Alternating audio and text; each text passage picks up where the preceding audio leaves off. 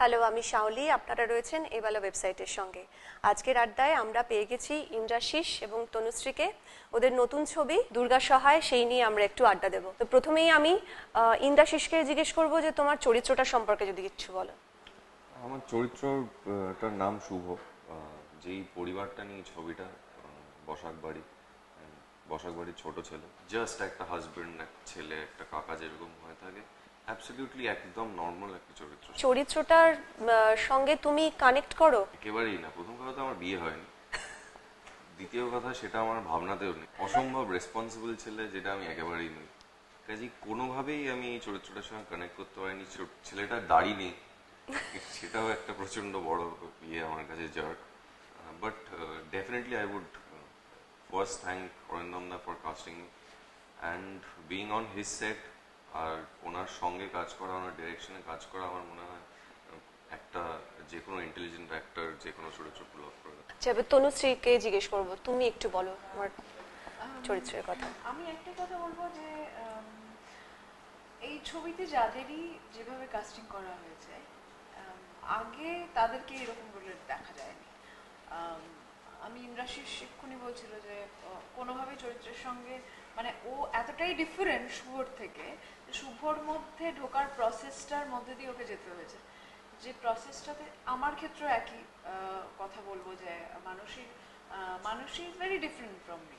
কিন্তু আমি এই চরিত্রগুলো আমরা দেখেছি, প্রত্যেক বাঙালি দর্শক যারা এই ছবি দেখবে বা দেখে, বাংলা ছবি দেখে বা এমনি অন্যান্য ছবি দেখে, বা যারা দেখে না ছবি, তারাও কিন্তু এরকম ক্যারেক্টার্স নিজেদের আশেপাশে কোনো এক সময় হলেও দেখতে পাবে। প্রত্যেকে এরকম প্রত্যেক বাঙালি দর্শক, বাঙালি লোকজন, তারা মানে একান্নবর্তী পরিবারে যারাই থেকে এসছে বা যারা গল্প শুনে এসছে, ফ্যামিলির লোকজন যারা বাইরে থাকে, তারা বাড়িতে ফেরে পুজোর সময়, তখন একটা মানে কিছু টেনশনও শুরু হয়, কিছু মানে ওই ফিরে এসছে তাদের মধ্যে হয়তো টেনশন ছিল। এই ননদ ফিরে বৌদির সঙ্গে, বৌদিকে বলছে আমি না ছোট বৌদির জন্য আনি, তোমার জন্য এনেছি। এই ব্যাপারগুলো না সমস্ত পরিবারের লোকজন সবাই দেখে। তো এইটা কিন্তু প্রচন্ড রিলেট করতে পারবে। আর আমি বারবার বলবো যে মানসী, আমি যে চরিত্রটা করেছি আমার থেকে খুব ডিফারেন্ট, কিন্তু আমি ভীষণভাবে রিলেট করতে পেরেছি। তার কারণ আমি এরকম চরিত্র দেখেছি, কিন্তু আমি ওরকম নই। আমি একদমই মানুষের মতো নই। মানুষই অনেক মানে ভালোবাসা দিয়ে মানুষকে চেঞ্জ করতে পারে।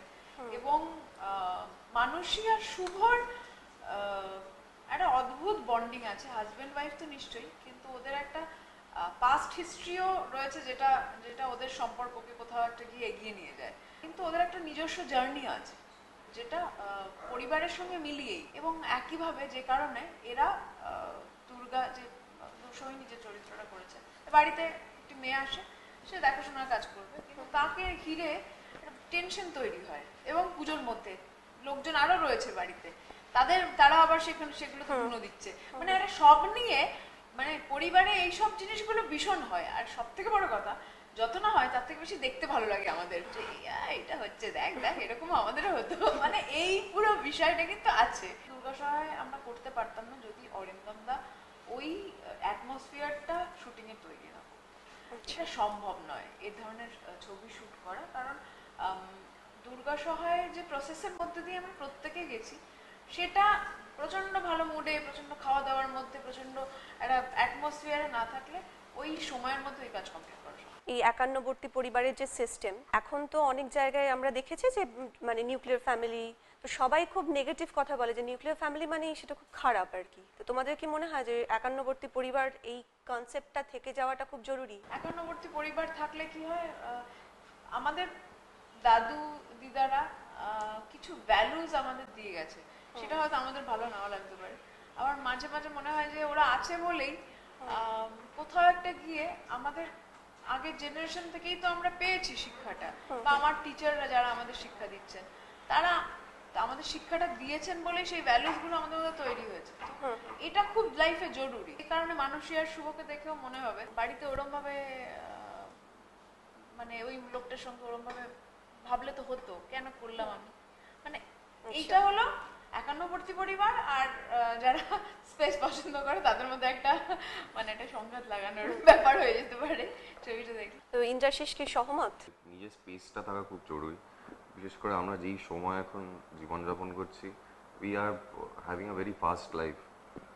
আর এখন বিভিন্নজন বিভিন্ন পেশার সঙ্গে ইনভলভ।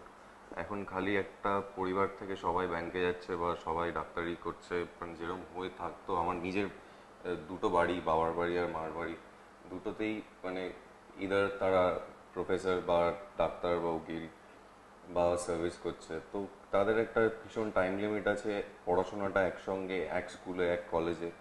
তো সেই জেনারেশনটা এখন আর নেই। এখন আমি নিজেই I haven't done my college because I wanted to become an actor, সেটা বাবারা কখনো ভাবতে পারেনি। তো সেই স্পেসটা আমি পেয়েছি ওদের থেকে। প্লাস আমি যখন বড় হয়েছি, আমরা 6টা কাজিন, 6জনই ছেলে, তো আমরা সবসময় উইকেন্ডে বা কোনো একটা সময় কোনো ইভেন্টে বা পুজোতে যে কোনো পরবে আমরা একসঙ্গেই থাকতাম। তো we did not feel that we are apart. কিন্তু ওই জায়গাটা যেটা অ্যাকচুয়ালি দুর্গা সহায়তায় আছে, এই মানসী আর শুভর চরিত্রটা, ওই adjustment being in a joint family, সেটা যদি করতে পারে লোকে, তাহলে নাথিং লাইক ইট। যদি না পারে, আমার মনে হয় তাহলে আলাদা থাকাটা অনেক বেটার, তাহলে সম্পর্কগুলো অনেক বেশি স্ট্রং থাকে। সোহিনীর যে চরিত্রটা, এই রকম চরিত্র তোমরা তোমাদের রিয়েল লাইফের এক্সপেরিয়েন্সে কি দেখেছো? আমি দুজনকেই বলবো। ক্যানিং থেকে আসা মেয়ে বা সুন্দরবন থেকে আসা মেয়ে বাড়িতে আয়ার কাজ করতে ঢুকছে, মেয়ে দেখেছি। যদি সোসাইটিতে আমরা সবসময় ক্লাস দিয়ে সবকিছু বিচার করি, তাহলে অনেক কিছু আমরা ওখানে ডিভাইড করে ফেলি। তো সেটা যেহেতু এই মেয়েটা একটা ব্যাকড্রপ থেকে এসে একটা বাড়িতে আয়ার কাজ করছে, সেটা একটা ওর ওর জীবন ওটা, কিন্তু ওর যে চরিত্রটা মহিলাদের মধ্যে থাকে, দ্যাটস বিল্ট ইন। কারণ আমরা সত্যি মানে আমি সোহিনীর যেই চরিত্রটা, তনুশ্রীর যেই চরিত্রটা, দেবযানীদির যেই চরিত্রটা, সেটা আমরা সত্যি দেখতে পাই কোথাও না কোথাও, এবং সেটা খুবই কমন, খুবই খুবই কমন আমাদের কাছে। তো সেটা সত্যি এক্সিস্ট করে। মানে দুর্গা ছোঁয়ায় আমার মনে হয় it's a very very realistic movie. অনেক ধন্যবাদ আমাদের আড্ডায় থাকার জন্য। Thank you so much.